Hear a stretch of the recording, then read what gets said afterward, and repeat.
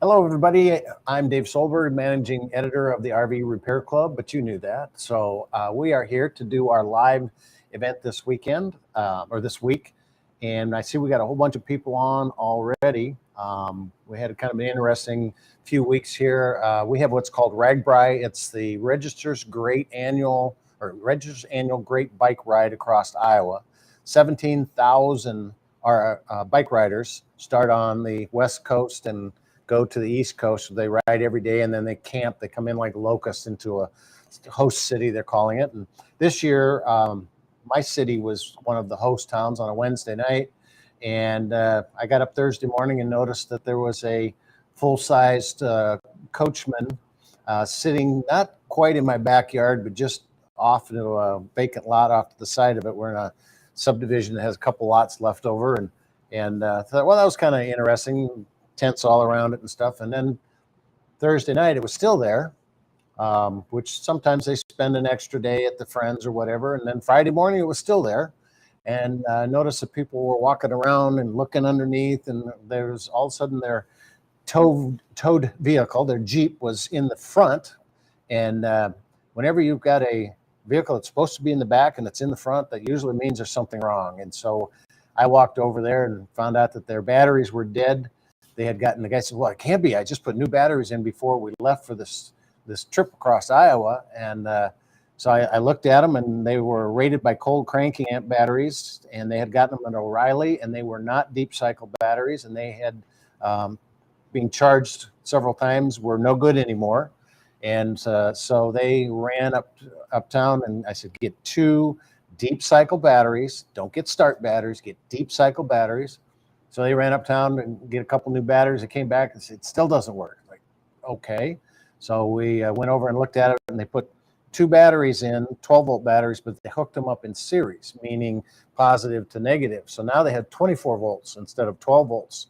And the bottom line was they couldn't get their jacks and their slide rooms in because there was no battery power, and the generator wouldn't stay running if you put it on the ACC side, which is where you have to put the key in this coachman to get everything to work. So we ended up jumping the generator with the tow vehicle and got that running, got the slides in, the leveling jacks up, and I said, and we rewired the batteries, but somewhere they had popped the fusible link that goes back to the generator.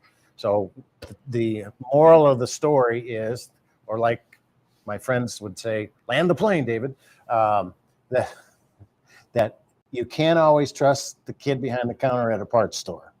You really need to do your research. So anyway, not normally, and it was kind of amazing. They said, what are the chances that we park behind the guy that has over 300 videos on the RV site?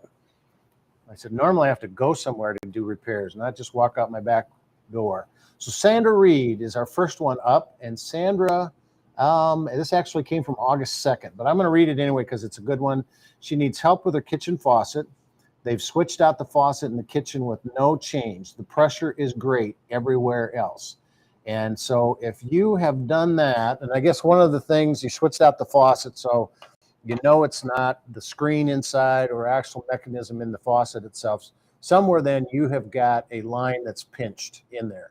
And you didn't say what year or model it is. And that's one of the things that when you ask a question, wherever you do it on an RV site, always put the make and model and the year just to be able to give us an idea of what we're dealing with. But more than likely you have PEX. Let me find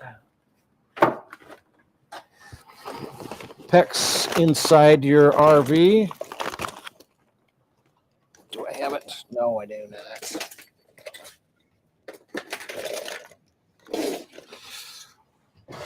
I know we shot it. We must have put it out. So anyway, most of the time, you're going to have PEX, which is a 1/2 inch plastic. And PEX is normally pretty good about not collapsing. I know some of the older stuff that if you got some heat at some point, sometimes the stuff will just shrink and almost collapse. But I would venture to say somewhere in your system, if you've got good pressure going on through everything else in there, then you've got either a line that has kinked somewhere that is causing low pressure, or you've got some sediment that has built up in that line. So I would kind of trace back from where your faucet's at, and you did say it was in the kitchen, so that's going to come down, go back through the cabinetry.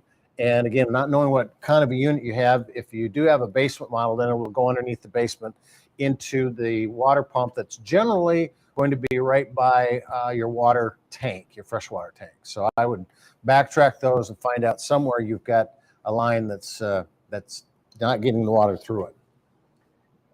So the 21st, Gary Wheeler, I have a 2016 KZ Spree Connect 22.0 RBK. After years of jiggling on the road through a number of trips, the curtain valance is coming loose over the slide-out window. Is there a preferred type of wall anchor that I should use to reattach this, or would you recommend, what would you recommend for reattaching it? So I'm not really sure exactly the curtain valance is coming loose over the slide-out window. So more than likely that slide-out room is pretty much just going to be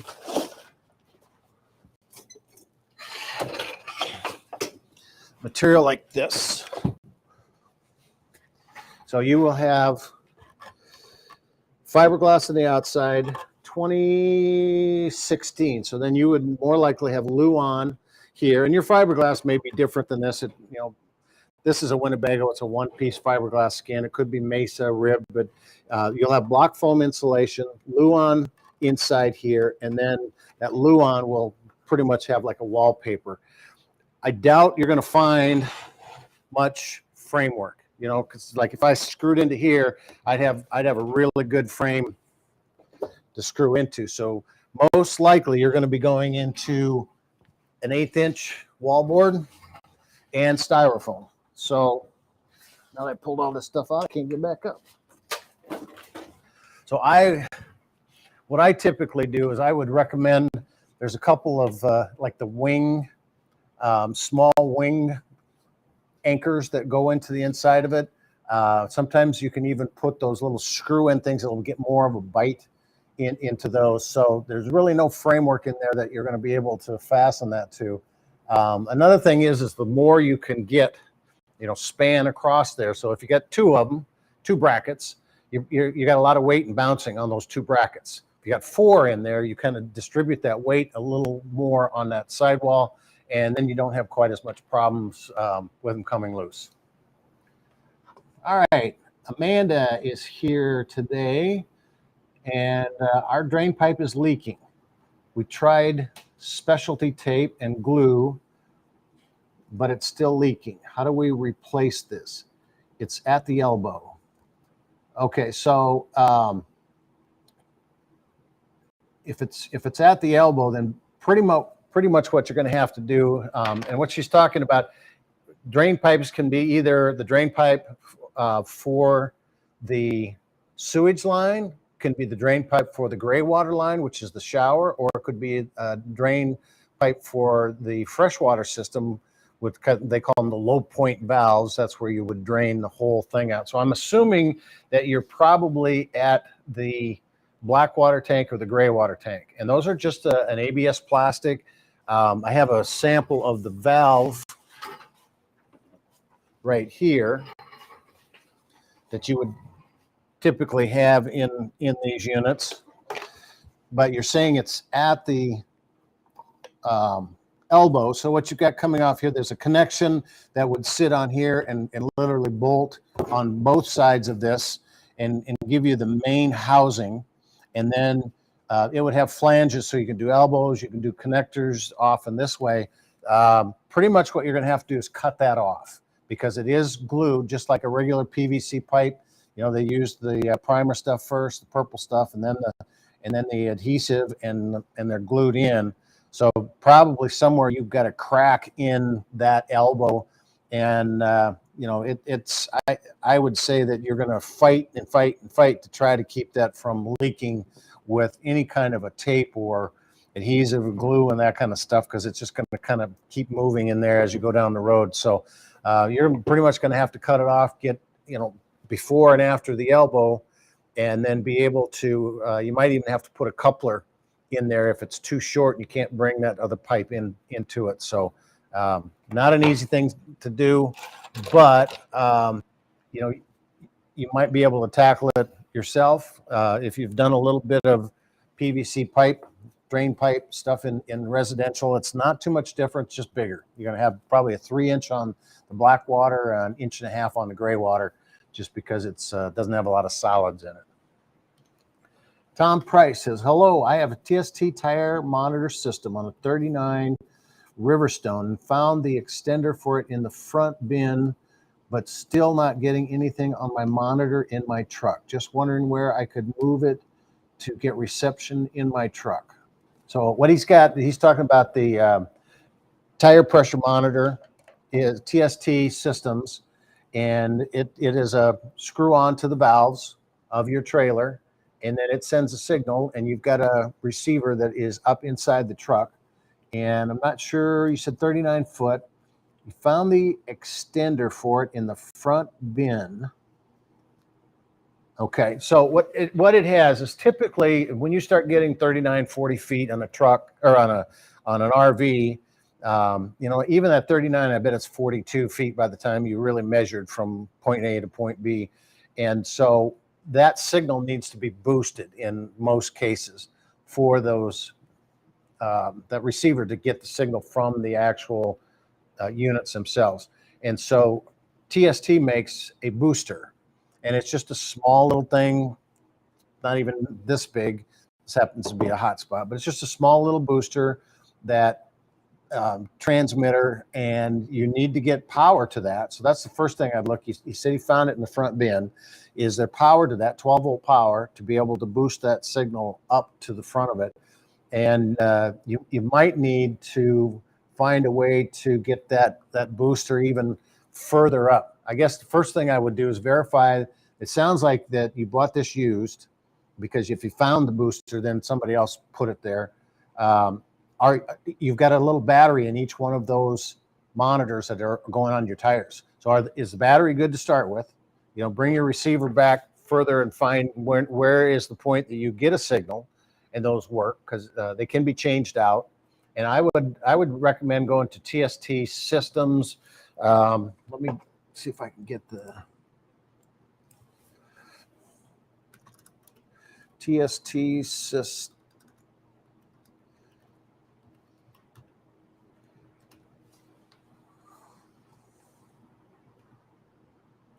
I didn't want UK.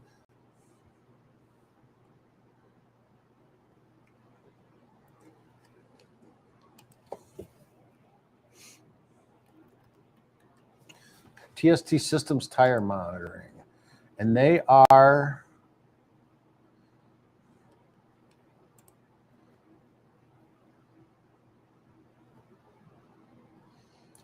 TSTtruck.com is where they're at. So they've got support there. You can get the various different batteries and stuff like that. So I would recommend doing that, and then see where you're at, where you do get reception, by bringing that receiver back a little further, outside your truck, and then find out where's the distance that you're going. But you got to have power to that booster, and the battery's got to be good on your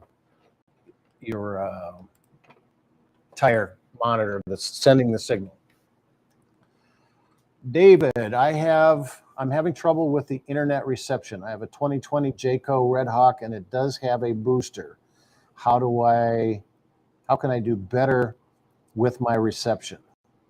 So, couple questions, I guess, to start with. Where are you trying to get an internet reception from? Is it the local campground? Is it a hotspot? Is it, so when you say you have a booster, there are a couple of products that are out in the market.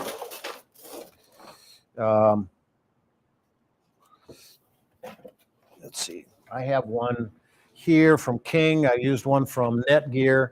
The problem with the booster, if you're trying it from a campground, the campground source has their router, their modem that's in the office, and it only goes so far, and it's usually pretty weak. And so people go out and they try to buy these boosters and these extenders and whatever you want to call them, and it will take that signal and it will try to amplify it for your rig. The problem is when you get 5, 10, 20 people in the campground all trying to do the same thing, obviously the campground doesn't have a very strong signal. Then now what's happening is that there's only so much boosting you can do, and every person that goes and grabs that signal and try to boost it in there reduces the signal for all the rest of the people in that campground. So if you're trying to get it from a campground source, there's not a whole lot you're going to be able to do when you're starting with a fairly weak signal to begin with. What the campground needs to do is they need to go out and put repeaters in that will repeat their signal to give you a stronger strength further out from that campground source. And if you go on our site, you'll see where we took Lewis Callaway of Callaway Technologies, and he was telling about this exact same thing and has gone out and fixed the local campgrounds, a private campground that was having complaints from, they have seasonal campers that come in there. And so what they do is you put these repeaters out on the light pole, the various places where it can take that signal and it can boost it from that point out or repeat it from that point out.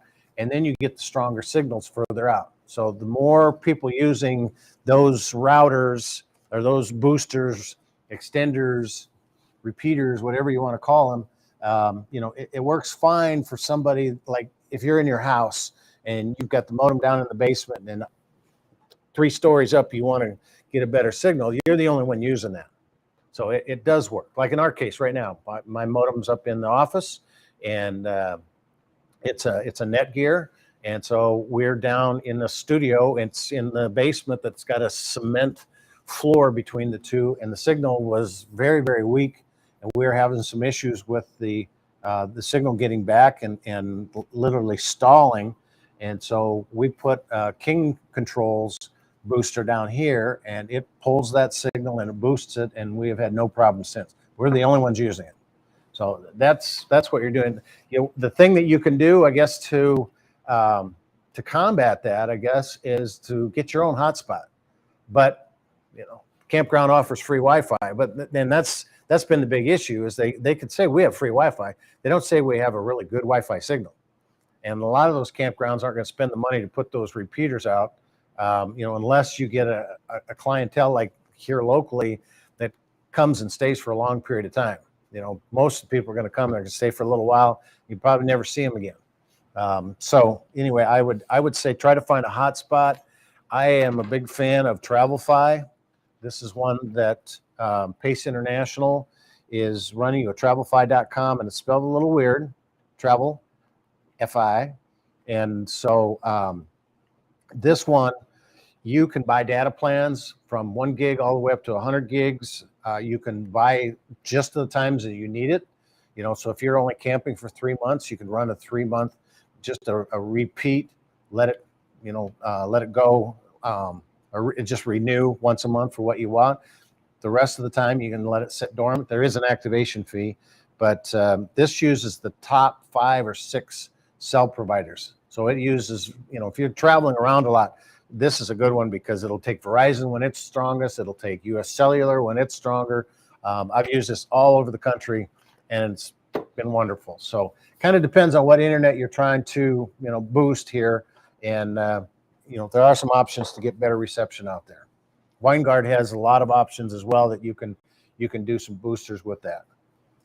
So one of the things too is we have traveling the 50 states, national parks download tonight. So make sure you go on the website and take a look at that free download of all the national parks. I know Sue Bray has been going all over the country with some wonderful, wonderful, articles on the national parks. Okay. Gary asks, Dave, how do you remove the window screens to clean the glass on our reflection fifth wheel? And that is probably a very good idea. I am not familiar with the reflections fifth wheel in those. I would, most of those RVs, you didn't say what year it was. So it's either HER, H-E-H-R window, Hurd is another one, H-U-R-D, but one of the biggest ones of just about anything in the market is Lippert. So I would first of all find out what brand. You should have a little sticker if it's a hair on there. And a lot of those used a spring-loaded type mechanism, just a small little arched spring to keep those in a groove.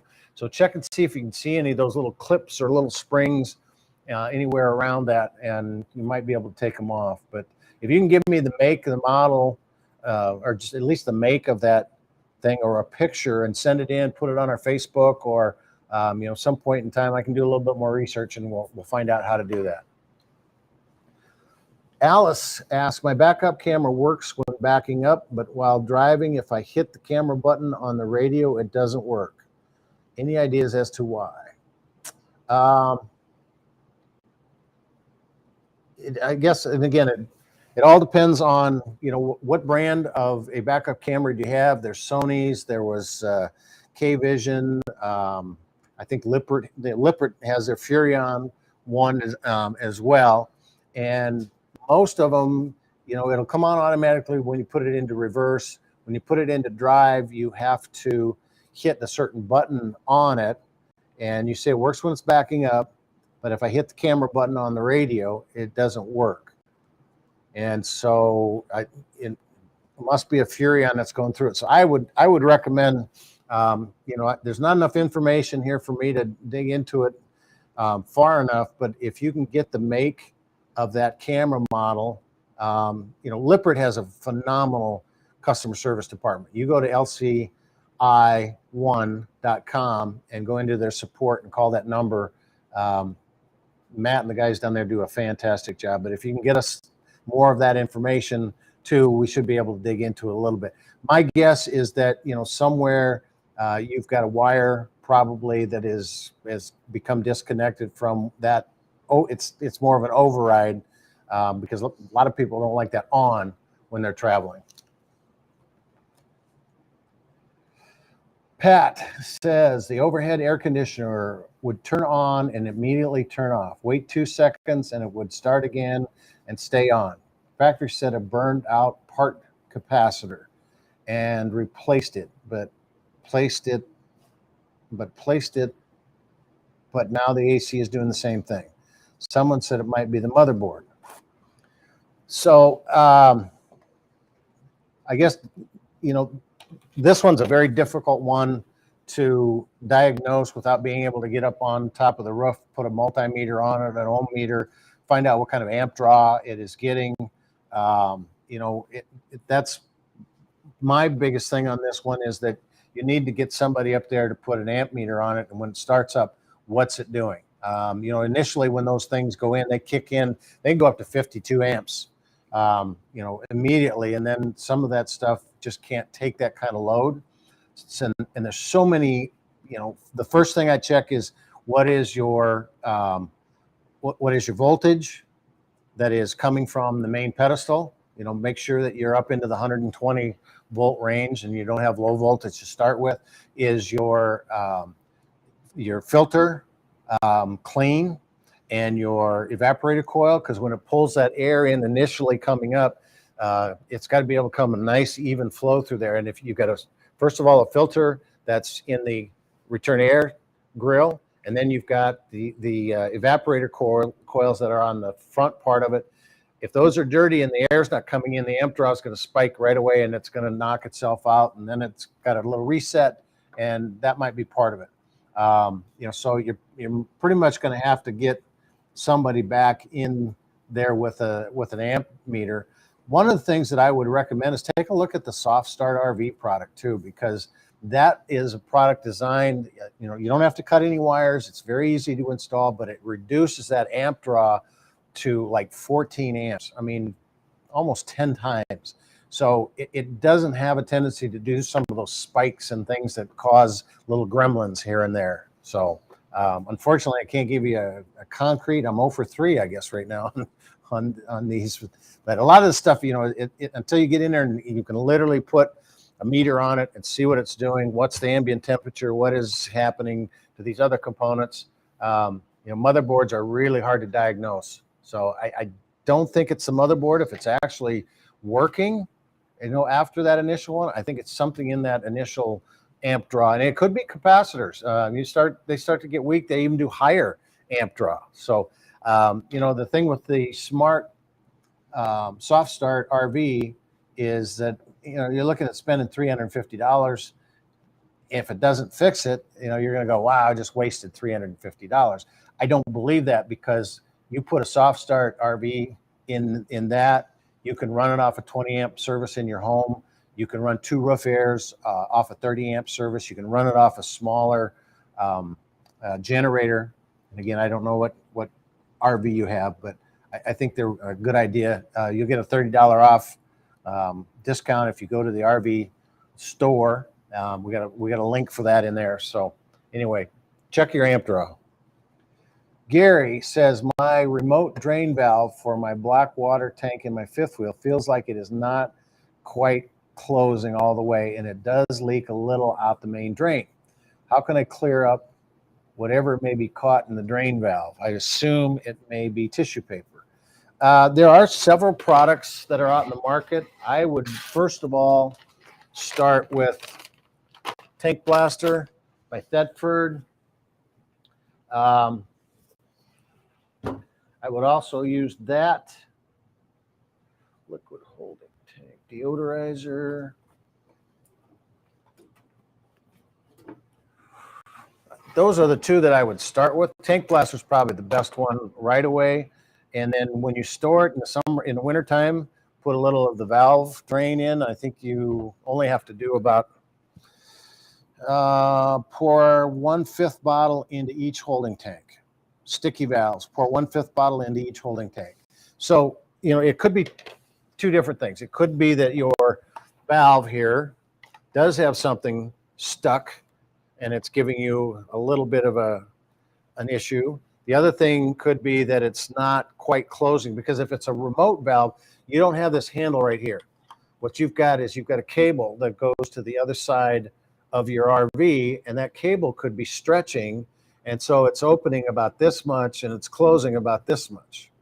And the other thing that I've seen too at times is where this valve, somebody sent me a picture of one that this, instead of filling in here, somehow the plastic has elongated.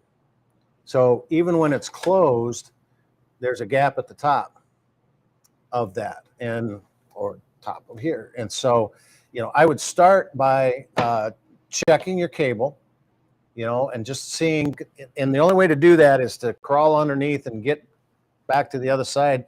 And chances are you have an underbelly, because if you've got a remote one, it's probably a travel trailer or a fifth wheel or something, and you have that corrugated black underbelly covering everything. You might have to take that stuff out and get to, where that is at. Another thing that you could do is where your drain is at, see if you can run an endoscope up that. But if it's a black water tank, I would kind of use that as a last resort. But I've seen those endoscopes that hook, remotely go to your phone, that are like $26 on Amazon, and they really do a nice job of getting into some of those hard to see places. So you might see when that's completely closed before going up in the actual piping. Just see how far your connection is going. And even though it looks like it's going all the way on the valve over here, or the handle, it might be that cable is now stretched and it's not going far enough. So clean it out first, and then see what you can do with what's happening with that valve.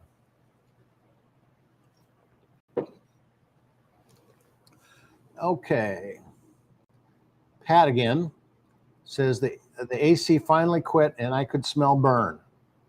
Then the factory repaired it, but it's doing the intermittent start again. Winnebago, 2006. So I guess, first of all, you said the factory repaired it. So you took it back to Winnebago in Forest City, Iowa, at the customer service department. And I guess I would find out, what did they do first?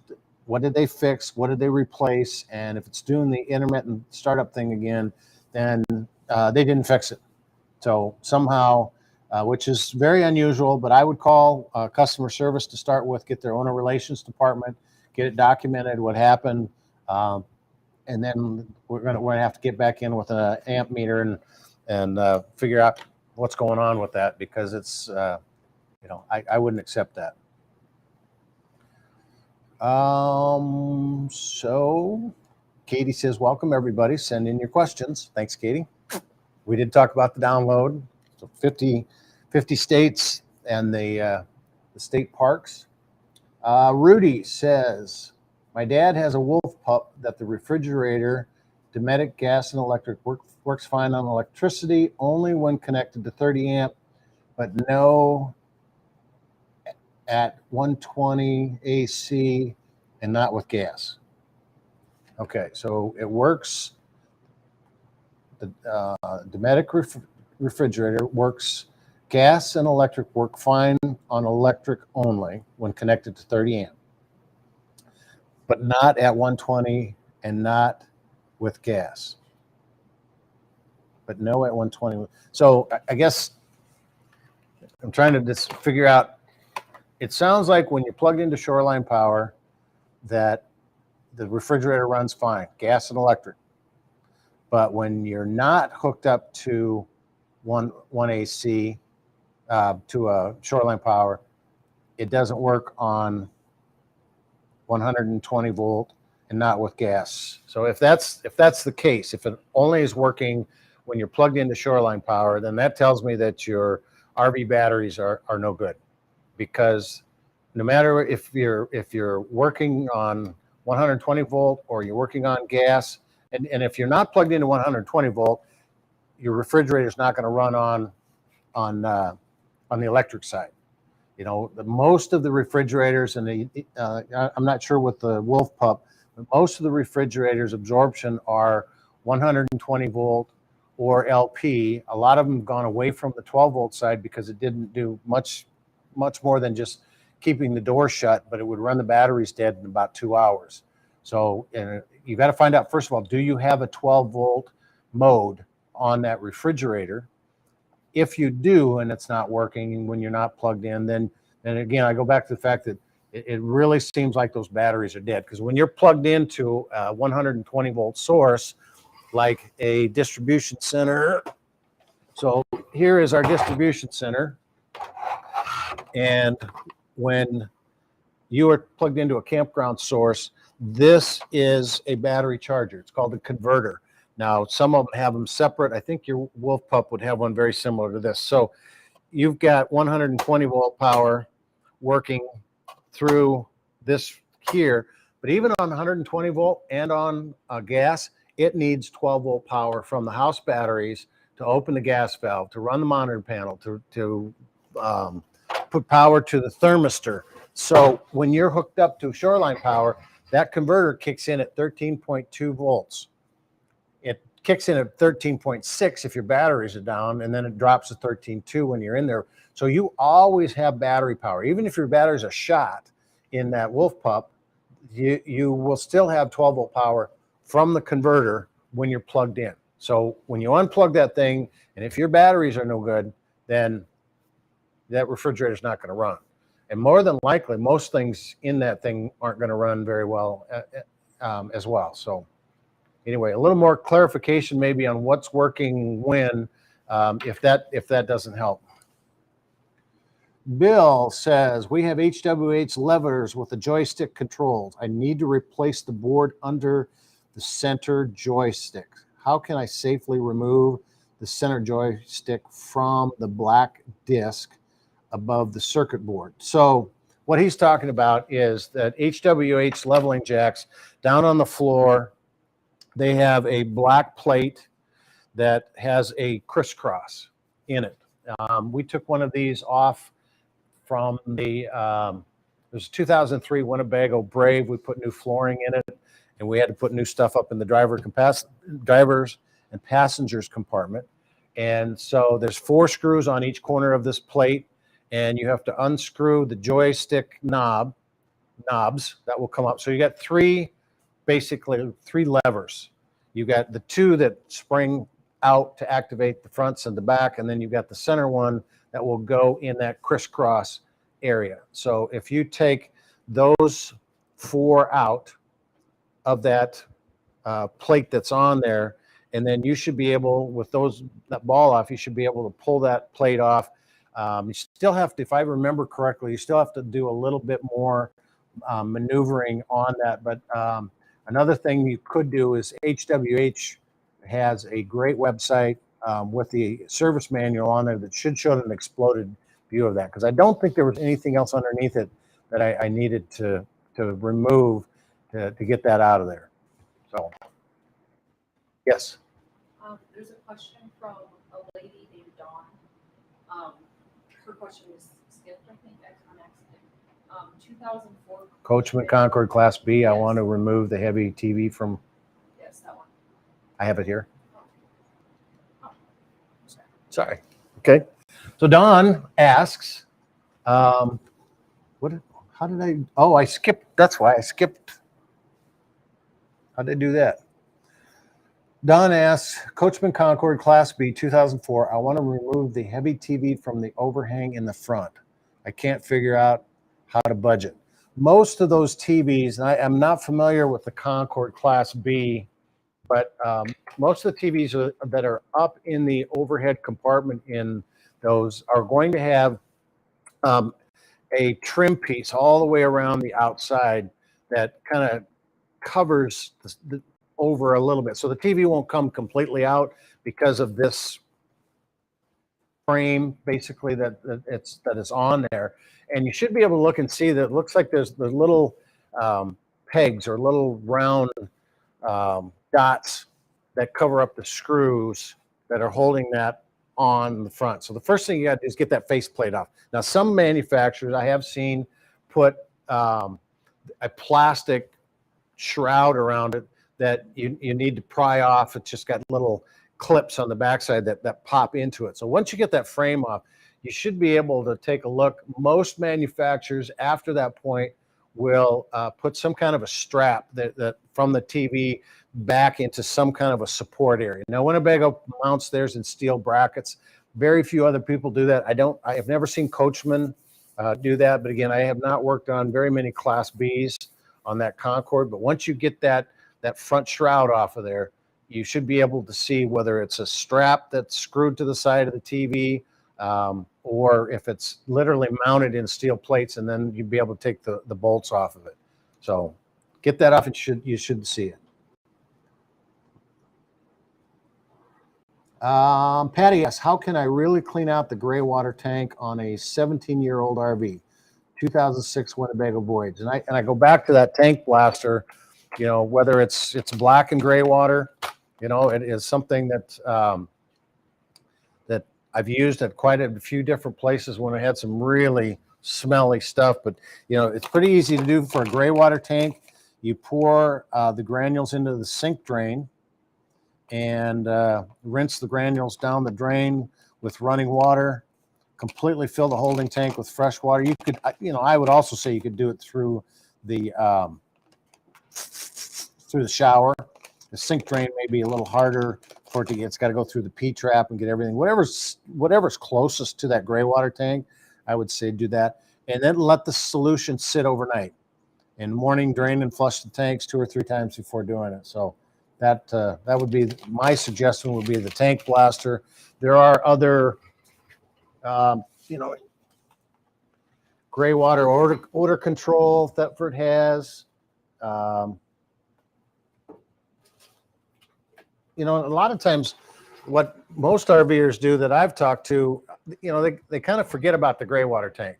They generally will put the chemical and stuff down in the black water tank, and then when they have the monitor things go bad, they'll use a tank blaster or they'll clean it with the black water. And people pretty much think that the gray water's not going to be a problem, but you've got soap from shampoos and from the shower.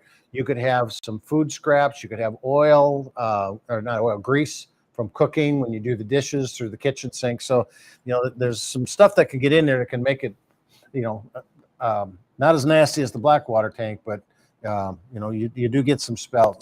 So I would definitely start with the tank blaster. David says, I have a hole in my floor from a blowout. Need to fix And about how much does it cost? That is the $1,000,000 question. So, I would say to start with, you probably, you need to find a dealership that will work on it. Your floor, depending on, again, I don't have the make, model, or year of it, but your floor is going to be a sandwich design. It starts with a Luan bottom here. It's got the block foam insulation. The floor itself, depending on the brand, the model, could be anywhere from a 1/4 inch like this. Some of them use 1/2 inch or even larger than that if they don't have the support. And most of them have a wood framing inside. Very few of them are using aluminum in it. So if you've got a blowout, you should be able to see what's in that. Most of the time, what you're going to have to do is you're going to have to cut the floor back to where you have those outriggers, they call them, the framework that's underneath, like you see here. So you get it to about the half point stage and replace a larger portion of it. So you peel the carpet back and cut the thing. But again, I would highly recommend maybe first of all contacting the manufacturer and see if they have any kind of a diagram that shows how it's built, which I doubt they would do that. But get a dealership that's familiar with that. It's not a I wouldn't say it's a difficult repair. It's just going to take a while for you to do it. We got some tough questions tonight. Can the carpet be removed from an RV with a slider with no issue and replaced with laminate? 2004 Coachman Concord Class B. And you can. We took a 2003 Winnebago Brave, took the carpet out of it. It had a slide room in the galley. It was a dinette and sofa slide. And the way we did it is we ran the slide out to the point where there was about 3 or 4 inches. So it wasn't all the way out. And actually, it was from there, it was about 6 inches. And so what we were able to do then is we went in and put a just kind of a pry bar with a 2x4 in it and pried that unit up because there was enough lift or movement out of that steel because they're anchored from the bottom. Now, if you've got a Schwintek slide or something else, and you said this was a 2004 Concord Class B. It's Dawn again. You're taking the TV out. Now you're taking carpet out. You're doing a lot of work. Good job. Then what we did is we just shimmed underneath with some 2x4 blocks, just little ones, and did pieces at a time. Now, if I were to do it again, I think what I would probably do is to get some, they call them like pallet jacks or small floor jacks. And you might be able to do this with a 2x4, but go outside and make yourself like a T-brace out of 2x4s, and then get some kind of a floor jack. You can get those small little floor jacks, or you can get a bottle jack. And we did this with a unit that had a slide room that pretty much came all the way out. But put those two in there and then just jack that up lightly, and you should be able to raise that slide room enough to have a gap underneath to be able to pull that carpet out and get the laminate in. Tracy said, could a slide topper stop the slide from going in and out? 2005 Pilgrim Open Road. And what she's referring to is that a lot of companies will put an awning up above that comes out with the slide room. And the awning's designed to do a variety of different things. First of all, it keeps moisture and stuff from coming in, but it also keeps debris from falling on the top of that. And then when you bring that in, it'll tear that seal up on the top of it. But I have not seen where those awnings are tight enough or sprung tight enough to be able to keep the room out. I think probably more what you've got is a combination of weak batteries. Even though if your batteries, I get this all the time. No, my batteries are fine.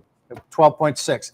Well, if they're sulfated, they can be 12.6, but they are going to drop down immediately. They just don't have the storage in them to get the amp draw, and especially with some of these slide rooms, they really need some power. So first thing I would find out, does it do it when you're plugged in?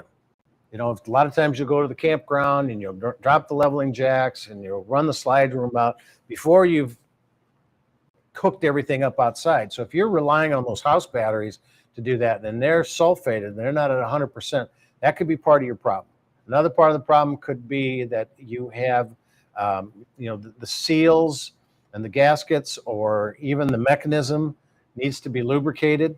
There's not a lot of maintenance in those, but if it's a rack and pinion where it's got a gear, that could be having some resistance coming in and out. So before I would blame the slide room awning on it, I would look at all those other aspects, and there's some good videos on about maintaining the slide and lubricating the seals, and the bars underneath it. And one of the things that you could do then, if all that works, I guess what I would probably do is to just remove that slide topper, see if that makes a difference. You should have 2 mounting brackets up at the top that you should be able to disconnect that and just clamp it up to the roof, and then run the room in and out. If you have no problems with that, then it is the slide topper. But I would try this other stuff first. Chris Liedl, I'm having problems with my large driver's side slide on my 2007 Monaco Camelot 42 PDQ. It starts to slide in, but as it hits about 6 inches in, where it rises up and it stalls out. The motor was replaced along with the gear and roller assemblies on both gear assemblies. If I help it with a crescent wrench, I can get it in. What else should I look at? It's a Lippert rack and pinion system. So if it's a 2007, then it's more than likely a power gear, which is owned by Lippert now. I don't think Lippert was in the slide mechanism business back then, but they bought it out. Great customer service facility, like I said before. But I keep going back, and in a lot of these things, I go back to the battery. And that battery, especially in that big of a room and that old of a model, it could be. And you said you had the motor was replaced, so the motor is probably not doing too much of an amp draw. Along with the gear and roller assemblies on both gear slides. And, so I always, when somebody has some work done and it doesn't fix it, then, you've got to take it back to whoever did that, because they did not do a thorough job on this. And you might have some resistance so what your slide room is doing is it's going out to a certain point, gliding on the room, and then it's dropping down so that you have a level floor. So your walkway in the middle of the aisle and your slide room are going to be level. And a lot of manufacturers will just have it come out, so you got this hump sitting here that you've got to step up over or find a way to hide in your design. And so Monaco, and a lot of companies have done this, have done the flat floor design where it goes down a ramp. Now it could be that ramp has started to peel some of the metal or plastic or whatever they've got that glides up into that area, and it is causing a high resistance, and the motor's good and the batteries are good. But I still go back to the fact of those batteries are such gremlins, I call them, and everybody says the same thing. Just the 12.6. You don't know if they're sulfated and they have good amperage still available in those batteries, unless you charge them up properly for several hours with a multi-stage charger. You top them off, you let them sit a couple hours, and then you put a 25 amp draw machine on them. You count how many hours that they'll last. Nobody does that. They stick a meter on, they say, 12.6, they're good. So what I always recommend when you get into a situation that the house batteries are the main power for your appliance or your component, is plug it into a shoreline power and see if that makes a difference. Because again, your converter is going to kick in at least 12.2, and it's going to provide some good power. So and even with that, I like to bring a battery charger put a battery charger on, give it a boost right at those batteries, and see if it works doing that. I know it's those. Now, if you still have a problem, then I'm going to go back to what that ramp is doing, that's in there, because everything else, seems to have been replaced. So, you can kind of isolate those two. Wade asks, I have 2 Dometic 13,500 non-ducted roof AC units. One fan runs all the time. The other one turns off and on with the compressor. So I guess with the 2 Dometic fans, non-ducted, one fan runs all the time. I guess my first question, if you get 2 fans that are not ducted in the roof air, they basically are blowing out right at the unit themselves. One fan runs all the time. Are these, are these 2 controlled by, let me ask you this, are the controls on the air conditioner itself, or are they controlled by the thermostat? And if they're by the thermostat, then you've got what's called zones on your thermostat. And so it's saying zone 1 being the main living room area, I want it at this. Zone 2, I want it at this one. And those are controlled by the thermostat, but they're also controlled by temperature sensors that are in there. So you could either have a bad thermostat or a bad temperature sensor. And so, I guess if you can identify those a little bit for us, and then we can kind of dissect it. I would ask you to post that one on our social media. We've got several technicians that we can dig into a little more on it, but those thermostats get beat up pretty good over the years. And so it's a 2000, didn't say what year or make or model other than the Dometic. So anyway, I would check into those and check the temperature sensor as well, but the fan coming on and off usually is going to be right in that thermostat gone bad. We got a few minutes left here. What is, Lori says, mice, what is the best way to get rid of them? And I would say probably park outside in the wintertime all the time. So that is a real source of frustration for a lot of people. There's a lot of different products out there. If you search on our website, we've got several different traps and things. The first thing I do is I want to go through and find any place where they can come into the RV. There's so many gaps where there's wires coming up, or there's in trailers, or there is plumbing coming up, or drains coming down in, like the low point drains, your freshwater system, and get those all sealed up. There is a product called Mouse Free. I think it's Mouse Free or Mouse Rid. And let me do a quick search so I'm telling you the right. Mouse Free. Yes, Mouse Free. You can get it. It's a repelling undercarriage lubricant and a spray gun. It's $131 for that. And what it sprays is a mint-based extract. Mice hate peppermint, spearmint. I don't know exactly which it is, but they do not like that mint-based product. And the challenge with any of, I've had some people say, well, I'm just going to get some of that and put it in, spray it on. It usually doesn't last. They guarantee this lasts for a year.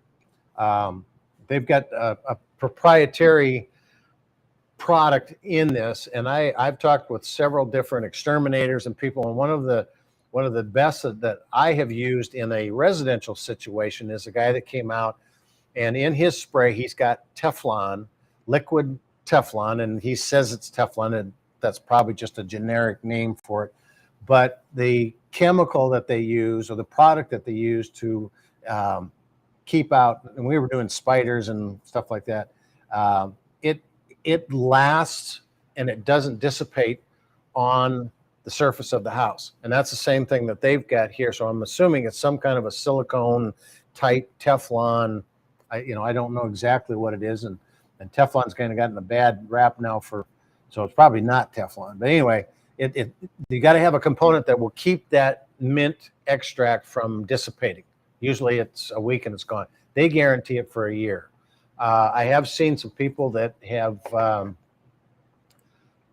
there's been an advertisement, and I have not used it yet. I'm going to just see if I can find it. It's called Grandpa Gus Mouse Repellent. And these are pouches of a very similar type of a thing. And they're they're a lot cheaper. But if you go to grandpagus.com, I've been trying to get a sample of this stuff. And, you know, the hard part about it is getting a sample, and then you got to wait 6 months, 8 months to find out if it worked or not. But there's no poisons. It's safe around kids and pets. That's a big thing. And I'm sure they use a type of peppermint and cinnamon. Others fill their pouches with corn cobs that mice eat. Gus's pouch is using earth mineral mice never touch, and it's got cinnamon and peppermint in it. And it is they sell it at Ace Hardware, Menards, True Value, Marshalls, Blaine's. So go to grandpagus.com. You know, and if anybody out there's used this stuff, you know, write us in and let us know what you think of it. You know, to me, it looks like some pretty interesting stuff. Okay, let me get back to, where is my RV question? There we go. 3 minutes. Mice. Okay. Garvis says 2007 4 winds Hacienda Class A during heavy rain. The wardrobe slide out leaks when open. How do I find this leak? Well, the first thing I would do is I would take a look at the roof structure, and keep in mind, it may not be the slide room that's actually leaking. Most of the time when you see a leak inside an RV, that's not where the leak started. That's not where the water entered. It entered somewhere else, and it traveled along these hollow tubes in the roof to sidewall joint and various different places, and then finds a place to come out with. So the first thing I would recommend is get up on top of the roof and look at your roof to sidewall joint, look at the back joint, look at everything within a 15, 20-foot area of that slide room mechanism to see what's, you know, if any of that caulking is starting to crack and you can get moisture penetration in it. Then the next thing I would go in and I would look at all the seals around your slide room. You should have seals up to the top. So when the room comes out, there is a compression seal on the flange all the way around. There's another seal that, did I bring that in here? That's what happens when you shoot videos. You pull product out and then you never put it back in until the next shoot. So I don't have it, but there is a rubber gasket that's a two-sided bulb seal that presses in. When it comes in, presses on the out when you extend the unit out there, and make sure that's all sealed properly. Again, if you didn't have an awning cover over the top, it's very possible you got branches and acorns and sticks that when you pulled it in, it tore that seal apart. I would also then get up and look at how your rooftop, when it's extended and you're sitting at a platform, how does that drain water out? And you know, over time, sometimes these have a tendency to move back a little bit. If you've got a roof on your slide room that's angled back towards the RV, all the water is going to rush back towards the RV, and it may not leak at the top, but it's going to then go down around the sides, and I can guarantee you it's going to find somewhere to come in, because where your roof and your sidewall seam is at, in the opening of that, you know, usually you can actually see a gap right into that area.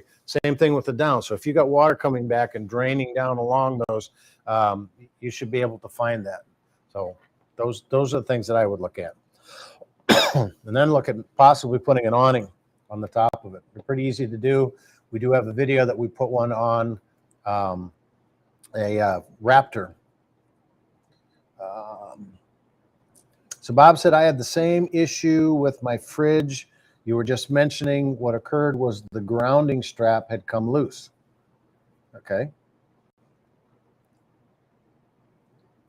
Grounding strap at the batteries. I was going to say, I wasn't familiar with a grounding strap at the refrigerator, but thank you.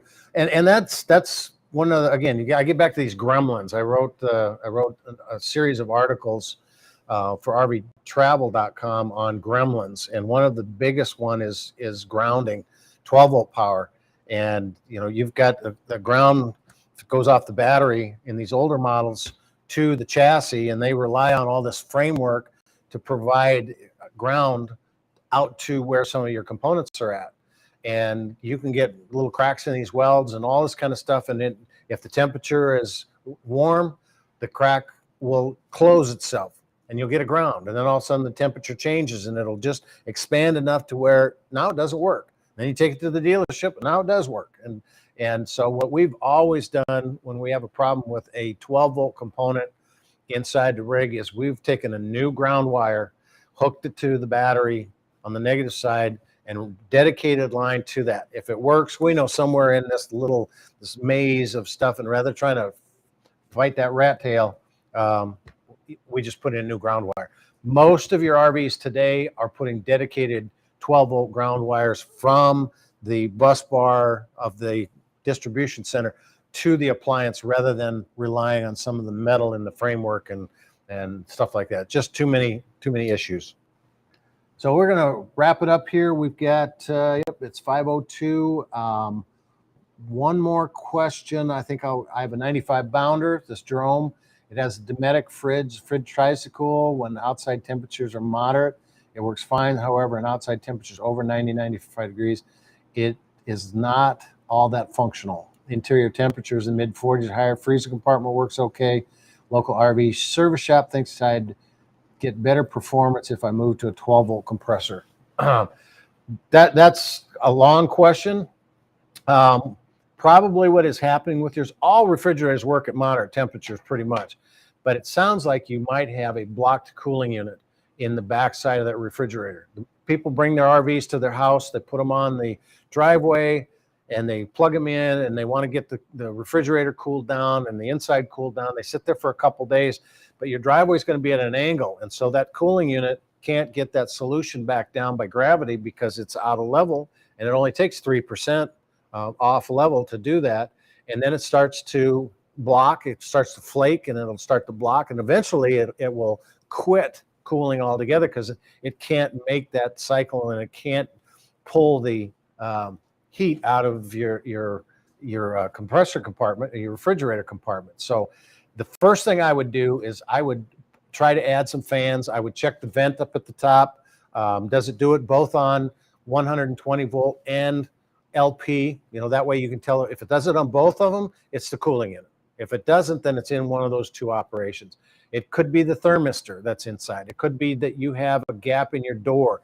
Put a dollar bill in and shut it and see if you get a nice little tug. If you don't, you're losing that cooling capacity. You're actually getting warm, moist air on the inside of it. So there's so many things that could cause that, but I would check out the videos. We got several videos on troubleshooting inefficient cooling, especially when it gets hot. The other thing you might have to do is put some fans up into the top. When it starts getting 85, 95 degrees in there, you've got to get that heat out of there. And they make these 7-inch fans. Again, we have a video on those. They need to go up on top of the evaporator, not down in the vent. They got to get up there and get out that top vent. Make sure that top vent is clean as well. And there's no obstruction in the back side of it. So a lot of things that, and I think there's a couple articles on those as well, but the videos will walk you through that. So I had to pick the hardest one at the end, didn't I? But good luck, Jerome. So anyway, that's our time. I appreciate you coming out. Thank you very much, and we will see you next week. 29 days. This morning I saw it. 29 days still of summer, so enjoy them, and we will be back next month, and we'll try to hit some of these questions as well. Thank you for joining us.